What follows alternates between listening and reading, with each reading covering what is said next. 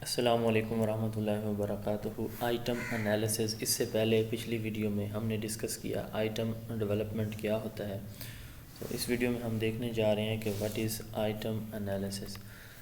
Item analysis basically जो item question हम बनाते हैं उसका एनालिसिस है कि क्या हमारा आइटम जिस मकसद के लिए बनाया गया है उस मकसद को फुलफ़िल कर रहा है। जिस मकसद के लिए टीचर के माइंड में था, टीचर ने ऑब्जेक्टिव्स को सामने रखते हुए वो क्वेश्चन बनाया, तो क्या वो ऑब्जेक्टिव अचीव हो रहा है या नहीं हो रहा। तो इसको हम आइटम एनालिसिस कहते हैं। Analysis of the item of a test whether they are fulfilling the objectives of the test or not is called item analysis. Item analysis में तीन काम हम करते हैं, तीन चीज़ें हम चेक करते हैं। It analyse the appropriate level of difficulty, यानी इसमें हम डिफ़िकल्टी लेवल देखते हैं कि एक आइटम कितना इजी या कितना मीडियम या मुश्किल है। डिस्क्रिमिनेशन पावर देखते हैं इस आइटम की कि वो आइटम जो है वो लो अचीवर और हाई अचीवर को कैसे डिस्क्रिमिनेट कर रहा है, यानी कितने स्टूडेंट ऐसे हैं जो उस आइटम की बेस पे जिन्होंने मार्क्स अच्छे लिए, जिन्होंने कम लिए। और तीसरे नंबर पे इफ़ेक्टिवनेस ऑफ डिस्ट्रैक्टर्स, तो उस आइटम में जो डिस्ट्रक्टर होते हैं, फॉर एग्जांपल एमसीक्यूज़ हैं या ट्रू फॉल्स हैं, कॉलम मैचिंग है, तो उसमें जो डिस्ट्रक्टर मौजूद होते हैं तो वो डिस्ट्रक्टर उसको कहते हैं जो गलत ऑप्शन होते हैं एक जवाब के अंदर, उनको हम डिस्ट्रक्टर कहते हैं। तो वो डिस्ट्रक्टर जो है वो कितने इफ़ेक्टिव हैं, वो कितने लोगों को, स्टूडेंट्स को कैसे अपनी तरफ अट्रैक्ट करते हैं। तो ये तीन चीज़ें हम डिस्कस करेंगे अभी। अगर आप फुल लेक्चर वीडियो देखना चाहें, यानी आप मेरी जो ऑनलाइन क्लास चल रही है तो उसमें 1 घंटा 20 मिनट का डेली लेक्चर होता है और हर चैप्टर के 4 से 5 लेक्चर हैं टोटल। अगर आप उस रेगुलर क्लास का हिस्सा बनना चाहें या बुक परचेज़ करना चाहें, 030060137343 इस व्हाट्सएप नंबर पे अपना नाम और मैसेज व्हाट्सएप टेक्स्ट के ज़रिए आप शेयर कर सकते हैं। आपको जो भी इंफॉर्मेशन चाहिए होगी वहाँ से मिल जाएगी। बुक इसी कंटेंट से तैयार की गई है। तो आइटम डिफ़िकल्टी या डिफ़िकल्टी फैसिलिटी इंडेक्स भी इसका दूसरा नाम है, डिफ़िकल्टी लेवल भी कहा जाता है इसको। इससे हम ये देखते हैं कि एक जो आइटम है वो कितना इजी या डिफ़िकल्ट है। हम क्या करते हैं, हमने एक टेस्ट कंडक्ट किया। तो टेस्ट कंडक्ट करने के बाद फ़र्ज़ करें हमारी क्लास में थे 100 बच्चे, मिसाल मैं दे देता हूँ कि क्लास में हैं 100 बच्चे। तो 100 बच्चों में से हम क्या करेंगे, वो बच्चे जो टॉपर होंगे 25, यानी 25% टॉपर बच्चे हम सेलेक्ट कर लेंगे। इसी तरह 25% वो बच्चे जिनके मार्क्स नीचे से ऊपर होंगे, यानी कम वाले, यानी जिनके ज़्यादा मार्क्स हैं सबसे ज़्यादा 25 टॉप वाले और जिनके सबसे कम हैं 25 बॉटम वाले, ये हमने सेलेक्ट कर लेने हैं। अब जो 25 ऊपर वाले हैं ये हैं हाई अचीवर और जो 25 नीचे वाले हैं ये हैं लो अचीवर, और दरमियान वाले जो 50 हैं हम इनको कंसिडर नहीं करेंगे। फिर हम देखते हैं ये हम किस चीज़ के ऊपर, टेस्ट में हम मार्क्स नहीं देखेंगे इनके, यानी टेस्ट में जिनके मार्क्स ज़्यादा हैं वो नहीं देख रहे हैं हम, बल्कि वो जो एक ऑप्शन है, एक MCQ नंबर 3 है, उसके ऊपर जो हैं जो टॉप परफार्मर बच्चे हैं और जो लो परफार्मर, टेस्ट की परफॉर्मेंस ओबियसली हम देख रहे हैं, तो वो हाई अचीवर जो होंगे उन्होंने उस ऑप्शन को हम देख रहे हैं कि उस ऑप्शन के ऊपर जो MCQ नंबर 3 है उसके ऊपर जो टॉप परफार्मर हैं बच्चे, तो उन्होंने इसको कैसे रिस्पॉन्स किया है। तो यानी हम एक क्लास में टेस्ट कंडक्ट कराएंगे, कंडक्ट करने के बाद हमारे फ़र्ज़ कर लेते हैं 100 बच्चे हैं, तो 25% टॉप परफार्मर उस टेस्ट के और 25% लो परफार्मर उसी टेस्ट के, ये हम निकाल लेंगे।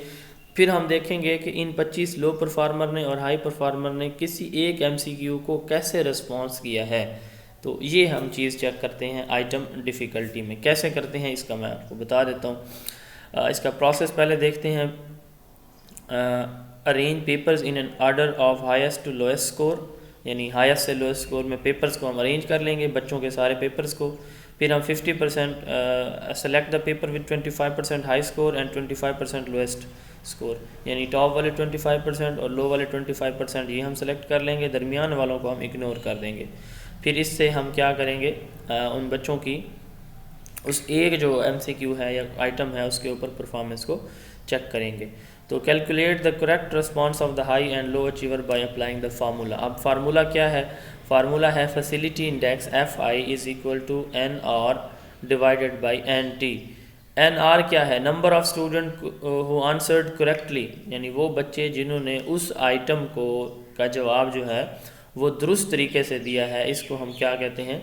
NR। Number of student answered, जैसे MCQ 3 की मैंने मिसाल दी है पहले, उसको करेक्टली आंसर दिया है, तो ये 50 में से कितने बच्चे हैं? क्योंकि हमने 25 बच्चे देखे हैं, 100 की क्लास है हमारी, एग्जाम्पल में ले रहा हूँ। क्लास की स्ट्रेंथ आप अपनी मर्ज़ी से सेट करके फ़र्ज़ करें अगर आप कहते हैं कि 40 बच्चे हैं तो 10 टॉप वाले और 10 लो वाले फिर आप लेंगे, दरमियान वाले 20 को आप छोड़ देंगे। तो NR number of student who answered correctly, और NT जो है वो टोटल नंबर ऑफ़ स्टूडेंट। अब यहाँ पे टोटल नंबर आपके कितने हैं? नंबर ऑफ़ स्टूडेंट्स, यहाँ पे टोटल नंबर आपके स्टूडेंट जो हैं वो 100 नहीं होंगे, बल्कि वो होंगे जो आपने सेलेक्ट किए हैं सैम्पल में, यानी लो परफार्मर और हाई परफार्मर 25%, 25%। अच्छा, फ़र्ज़ करें यहाँ पे एग्जांपल है कि टोटल जो है वो आपने 40 बच्चे सेलेक्ट किए हैं, 40 बच्चे यानी आपने उसमें सेलेक्ट कर ली है, इसमें से जो आपका सैम्पल है, यानी 20 आपने हाई अचीवर रखे हैं, 20 आपने लो अचीवर रखे हैं। 80 की क्लास यहाँ पे इस एग्जांपल में है। तो 80 की क्लास में आपने जो है वो क्या किए हैं? 20 हाई परफार्मर और 20 लो परफार्मर बच्चे, ये आपने सेलेक्ट कर ली। NH 20, NH से मुराद है number of student who achieve, number of high achiever student 20, number of low achiever student वो भी 20 हैं, और टोटल स्टूडेंट अब यहाँ पे 40 हो गए। टोटल से मुराद यहाँ पे आपने क्लास की तादाद नहीं देखनी, बल्कि जो सैम्पल सेलेक्ट किया उसकी तादाद देखनी। अब फ़र्ज़ करें कि 12 बच्चों ने जो है वो दुरुस्त जवाब दिया है, यानी क्वेश्चन MCQ नंबर 3 का इन 40 बच्चों में से 12 बच्चों ने जवाब ठीक दिया है, तो हम क्या करेंगे? 12 यानी जो जिन बच्चों ने दुरुस्त जवाब दिया, यही हमारा फार्मूला है NR number of student who answered correctly, ये एक MCQ की हम बात करें, डिवाइडेड बाई टोटल जो स्टूडेंट हैं हमारे NT 40 हैं, इसको हम 100 से मल्टीप्लाई करेंगे तो हमारे पास आ जाएगा 30%। अब अगर ये रेंज हो इसकी 30 से 70 के दरमियान, यानी हमारा जवाब जब भी हम कैलकुलेशन करें और हमारा जवाब 30 से 70% के दरमियान आए, इसका मतलब होता है हमारा आइटम जो है वो एक्सेप्टेबल है।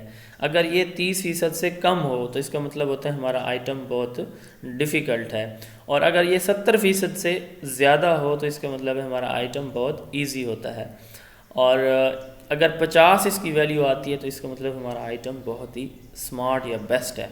तो ये बेसिकली आइटम डिफ़िकल्टी देखता है कि कैसे जो ईज़ या डिफ़िकल्टी है वो आइटम की वो यूज़ की जाती है, देखी जाती है।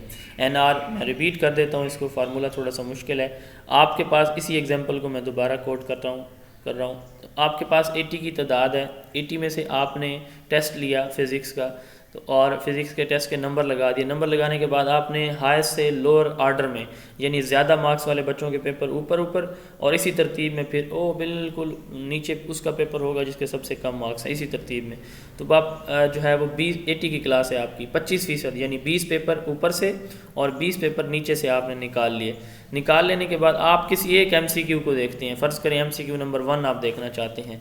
तो ये जो 40 बच्चे हैं यहाँ पे टोटल क्लास, NT से मुराद टोटल जो आप सैंपल ले रहे हैं वो होते हैं। तो आपके पास टोटल जो है वो 40 बच्चों के पेपर अब आ गए हैं। आप ये देखेंगे कि इस MCQ नंबर 1 पे कितने बच्चों ने दुरुस्त जवाब दी।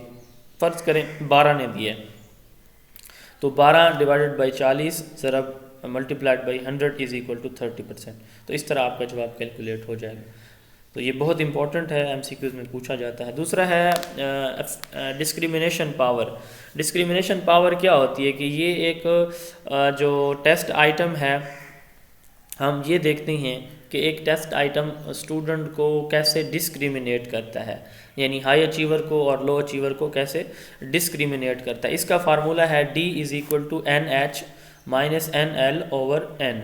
Number of high achiever student who answered correctly, number of low achiever student who answered correctly. अब यहाँ से इससे क्या मुराद है? NH से, इससे मुराद ये है कि आपका एक टेस्ट है, आपने फ़र्ज़ करें वो 20 नंबर का बनाया है, तो उसमें जो MCQ नंबर 1 है, आप बिल्कुल उसी तरह जैसे पिछले स्टेप में आपने किया है फैसिलिटी इंडेक्स में, आपके पास 40 की क्लास है, फ़र्ज़ कर लेते हैं। तो 40 की क्लास में से आपने क्या किया है कि 20 बच्चे जो टॉप परफॉर्मर हैं, वही जो आपने पहले निकाले हुए हैं पेपर, 40 पेपर आपने साइड पे किए हुए हैं, तो उन्हीं को आप देखेंगे। अब आपने देखना ये है कि वो जो टेस्ट है हमारा, उसमें MCQ नंबर 1 है, तो जो हाई अचीवर हैं, जो बच्चे जिनके ज़्यादा मार्क्स हैं, तो कितने बच्चों ने उसका दुरुस्त जवाब दिया है उस एक सवाल का। इसी तरह आप देखेंगे कि कितने ऐसे लो परफॉर्मर बच्चे हैं जिन्होंने उस सवाल का दुरुस्त जवाब दिया है।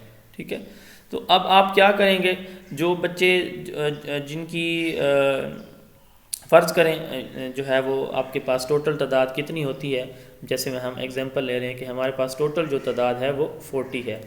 अब जो हाई अचीवर स्टूडेंट हैं वो थे 20, लो अचीवर भी थे 20। फ़र्ज़ करें हाई अचीवर जो है उनमें से कितने बच्चों ने दुरुस्त जवाब दिया, 10 बच्चों ने जवाब दिया, उसका सही जवाब दिया, और जो लो अचीवर हैं उसमें से 5 बच्चों ने जवाब दिए।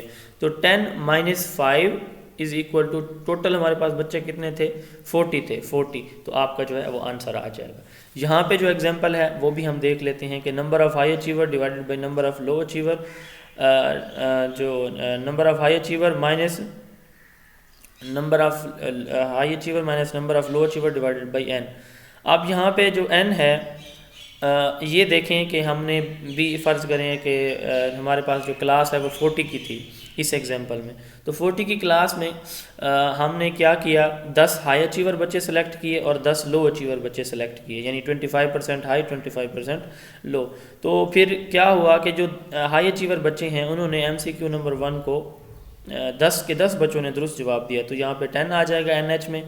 और फ़र्ज़ करें जो लो अचीवर 10 बच्चे हमने सेलेक्ट किए, उनमें से सिर्फ 2 बच्चों ने दुरुस्त जवाब दिया MCQ नंबर 1 का, तो यहाँ पे 2 आ जाएगा। 10 - 2 डिवाइडेड बाई टोटल हमारे पास हमने कहा कि फ़र्ज़ करें 40 की तादाद है तो ये 20, तो इसका आंसर आ जाएगा 0.4। ये मैं 2 एग्जांपल, एक आपको ज़बानी बता रहा हूँ, एक यहाँ जो गिवन है, ताकि आप अंडरस्टैंड कर लें। It helps to discriminate high and low achiever, के कितने हाई अचीवर ने उसको कैसे ठीक जवाब दिया या लो अचीवर ने ठीक दिया कितना, तो ये डिस्क्रिमिनेट करता है हाई और लो अचीवर को। अब यहाँ पे देखें हाई अचीवर 10 हैं और 20 में से, और लो अचीवर जो हैं 10 में से 10 हैं हाई अचीवर, और जो लो अचीवर हैं वो 10 में से सिर्फ 2 हैं। तो ये डिस्क्रिमिनेट कर रहा है कि हाई अचीवर को वाकई उसकी अंडरस्टैंडिंग है और लो अचीवर को 10 में से सिर्फ 2 बच्चे उसको जानते हैं। It's acceptable value range from 0.3 to 1। अगर इसकी वैल्यू 0.3 से कम हो तो आइटम एक्सेप्ट नहीं किया जाता, और अगर इसकी वैल्यू जो है 3 से 1 तक हो, यानी 0.3 से 1, तो ये एक्सेप्टेबल होती है। और 1 वाली जो है वो हम कहते हैं कि ये 100% डिस्क्रिमिनेट कर रहा है लो और हाई अचीवमेंट स्टूडेंट को। इसका मतलब 100% का क्या होता है कि लो अचीवर में से किसी ने भी दुरुस्त जवाब नहीं दिया तो ये 100% हो जाएगा। जैसे फ़र्ज़ करें यहाँ पे था 10, तो 10 माइनस जो है वो 0, तो फिर आपका जवाब जो है वो क्या हो जाएगा, ये फिर इंडिकेट करेगा हमें 100% पे कि कोई जो लो अचीवर और हाई अचीवर हैं इनका आपस में कोई डिफरेंस जो है वो ज़्यादा है, यानी हाई अचीवर ने ज़्यादा इसको अच्छी तरह से परफॉर्म किया। इफेक्टिवनेस ऑफ डिस्ट्रक्टर, ये तीसरा हमारा इसका आइटम एनालिसिस का कंपोनेंट है। इसमें हम ये देखते हैं कि एक जो डिस्ट्रक्टर है ये कैसे हमारा जो एक आइटम है उसमें जो ऑप्शन दिए होते हैं वो एक स्टूडेंट को, एक बच्चे को कैसे अपनी तरफ अट्रैक्ट करते हैं, जो गलत होते हैं लेकिन अट्रैक्ट करते हैं, बच्चा उनके ऊपर टिक कर लेता है, इसको डिस्ट्रक्टर कहा जाता है। Destructor option is considered effective if low achiever answer more than high achiever. अगर एक ऑप्शन है, एक MCQ नंबर 1 है, उसके 4 ऑप्शन दिए हुए हैं, उसका ऑप्शन ए है, सारे जो लो अचीवर हैं उनको लगता है कि ऑप्शन ए ही है, हालांकि जो जवाब गलत था उसका ऑप्शन सी जवाब था। तो वो जो ए है जो जिसने लो अचीवर को अट्रैक्ट किया, तो ये एक इफेक्टिव डिस्ट्रक्टर है, यानी लो अचीवर जब उस आंसर को ज़्यादा टिक करें तो ये क्या कहलाता है, इफेक्टिव कहलाएगा डिस्ट्रक्टर। और अगर हाई अचीवर और लो अचीवर सारे एक जैसा रिस्पांस दे रहे हैं तो इसका मतलब हमारा जो डिस्ट्रक्टर है वो इफेक्टिव नहीं है। तो ये 3 चीज़ें हम देखते हैं आइटम एनालिसिस में। Test norm gives us information to whether a student has mastered a set of learning objectives. Test norm हमें बताते हैं कि क्या एक बच्चे ने किसी स्पेसिफिक स्किल को या ऑब्जेक्टिव्स को उस पर महारत हासिल कर लिया या नहीं। अगली वीडियो में हम गैसिंग करेक्शन फार्मूला को इंशाल्लाह डिस्कस करने जा रहे हैं। उम्मीद है आपको ये वीडियो समझ लग गई होगी। अपना बहुत सारा ख्याल रखें, दुआओं में याद रखें। अस्सलाम वालेकुम।